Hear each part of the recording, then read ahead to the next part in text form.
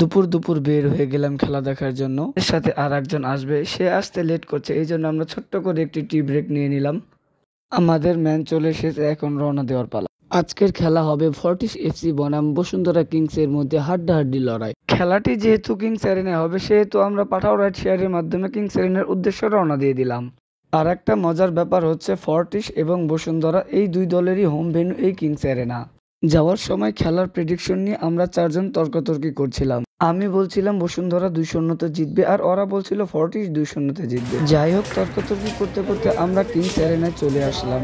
এসেই দেখি তারা মাঠে নামার পূর্বে দুই দলই ফটো সেশন করছিল। শুরু হওয়ার কিছুক্ষণের মধ্যেই দেখি ফর্টিস এফসি ডেঞ্জার জোন থেকে একটি ফ্রি কিক আদায় করে নিল। ফ্রি কিক করার জন্য নেপালের ডিফেন্ডার অনন্ত তামাং এগিয়ে আসলেন।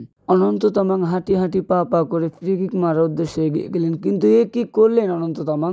বল চলে গেল নয়ন মিয়ার কাছে। নয়ন মিয়া অন টার্গেটে শটটি মারলেন, কিন্তু শ্রাবণ মিস করার পর সাজ্জাদ এত সহজ গোল মিস করে ফেললেন।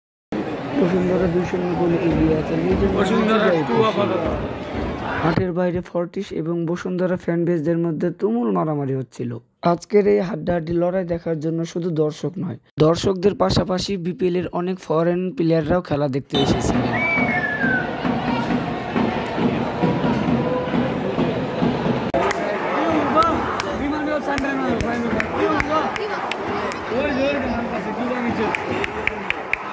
এখন আমার অন্যতম প্রিয় একজন প্লেয়ার কিংবা মিচেল মাঠে নামবে, এই জন্য আমি অনেক খুশি।